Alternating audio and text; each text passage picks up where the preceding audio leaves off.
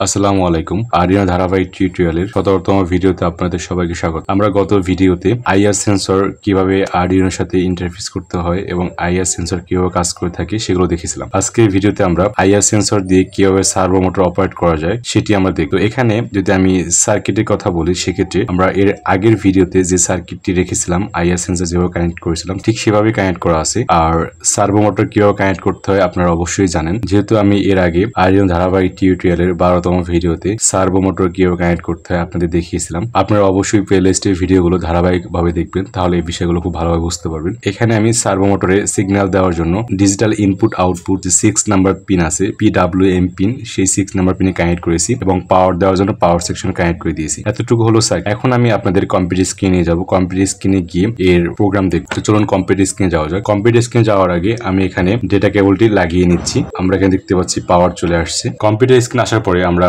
Arduino IDE যে সফটওয়্যারটি আছে সেটা ওপেন করে নিব। আমি এখানে আগের ভিডিওতে যে প্রোগ্রামটি করেছিলাম সেটি এখানে রেখেছি, এটির উপরে আমরা এডিট করব। এখানে ফার্স্টে যেটা করতে হবে, সার্ভো মোটর যেহেতু আমরা কানেক্ট করেছি তাই সার্ভো মোটরের জন্য কোডগুলো লিখে দিতে হবে। এখানে লিখতে হবে হ্যাশ ইনক্লুড, লিখতে হবে servo.h। এগুলা কেন লিখি আপনারা অবশ্যই জানেন। তারপর লিখতে হবে সার্ভো স্পেস দিয়ে মাই সার্ভো লিখে সেমিকোলন দিতে হবে। ওকে, এরপর চলে যাবো আমরা ভয়েস সেটআপে। ভয়েস সেটআপে গিয়ে আমাদের যেটা লিখতে হবে সেটি হলো মাই সার্ভো ডট অ্যাটাচ লিখে আমাদের সার্ভো মোটর সিগন্যাল দেওয়ার জন্য আমরা ডিজিটাল ইনপুট আউটপুট পিনে যেখানে কানেক্ট করেছিলাম সেটি লিখতে হবে। তো সেটি কত ছিল? 6 নাম্বার পিন। আমি এখানে পিন নাম্বার 6 দিয়ে দেবো। এরপর লিখতে হবে মাই সার্ভো ডট রাইট লিখতে হবে 0 ডিগ্রি। এর মানে আমাদের সার্ভো মোটরটি নর্মাল অবস্থা সে 0 ডিগ্রি পজিশনে থাকবে। ওকে, এতটুকু হলো গিয়ে ভয়েস সেটআপের কাজ। এখন চলে যাবো আমরা ভয়েড লুপ ফাংশনে। ভয়েড লুপ ফাংশনে গিয়ে আমাদের যেটা লিখতে হবে, যেহেতু আইআর সেন্সর থেকে কিভাবে ডাটা ইনপুট করতে হয় সেটা আমরা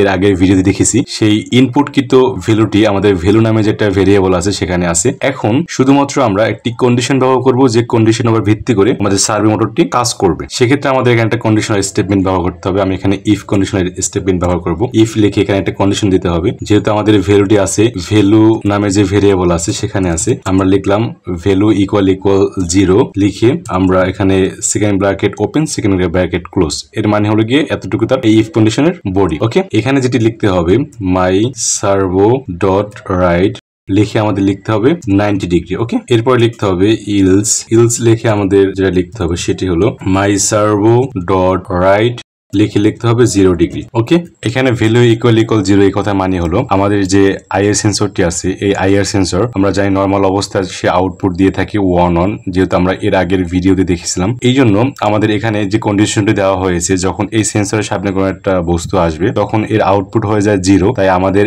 এই ইফ কন্ডিশন যখন সত্য হবে, মানে ভ্যালু ইকুয়াল 0 হবে, তখন আমাদের সার্ভো মোটরটি 90 ডিগ্রি অ্যাঙ্গেলে চলে যাবে। আর যখন 0 না হবে, মানে যখন তার ভ্যালু থাকবে 1 বা আদারওয়াইজ অন্য কিছু, তখন আমাদের ইলস বডিতে চলে যাবে। ইলসে গিয়ে আমাদের সার্ভো মোটরটি 0 পজিশনে চলে যাবে। তো এতটুকু হলো আমাদের মেইন লজিক। এই লজিকটি অ্যাপ্লাই করে আমরা এখন দেখবো সার্ভো মোটরটি কেমন কাজ করে থাকে। আমরা এই প্রোগ্রামটি আরডিনোতে আপলোড করে দিচ্ছি। ডান কম্পাইলিং, আপলোডিং হচ্ছে, ডান আপলোডিং। আমরা দেখতে পাচ্ছি যে আমার সার্ভো মোটর 0 পজিশনে চলে গেছে। এটি হলো তার 0 পজিশন। এখন যদি আমি এই সেন্সরের সামনে কোনো অবজেক্ট দেই, তাহলে দেখতে পাবো আমাদের এই সার্ভো মোটর তার পজিশন চেঞ্জ করে 90 ডিগ্রি অ্যাঙ্গেলে চলে যাবে। তো আমি এখানে সামনে বসতে দিচ্ছি, তারপর দেখতে পাচ্ছেন সে 90 ডিগ্রি অ্যাঙ্গেলে চলে গেছে। আবার যখন সামনে থেকে বস্তু সরিয়ে নিচ্ছি তখন আবার সে 0 পজিশনে চলে গেল। আশা করি আপনারা বুঝতে পেরেছেন যে কিভাবে আইআর সেন্সর দিয়ে সার্ভো মোটর অপারেট করা যায়। এরকম আইআর সেন্সর দিয়ে আমরা বিভিন্ন ধরনের ছোট ছোট প্রজেক্ট তৈরি করতে পারবো। আমি আপনাদের আরডিনো ধারাবাহিক টিউটোরিয়াল 14তম এবং 15তম ভিডিওতে 2টি প্রজেক্ট করে দেখিয়েছিলাম। ওই সেম 2টি প্রজেক্ট আমাদের এই আইআর সেন্সর দিয়ে করা যাবে। ওখানে আমরা সেন্স নেওয়ার জন্য আলট্রাসনিক সেন্সর ব্যবহার করেছিলাম। এখন আমি যদি এখানে আইআর সেন্সর ব্যবহার করি সেটি করা যাবে। আপনারা এটি প্র্যাকটিস করবেন। আর পরবর্তী ভিডিওতে আমি নতুন আরেকটি প্রজেক্ট করে দেখাবো। সেই পর্যন্ত সবাই ভালো থাকবেন, সুস্থ থাকবেন। আল্লাহ হাফেজ।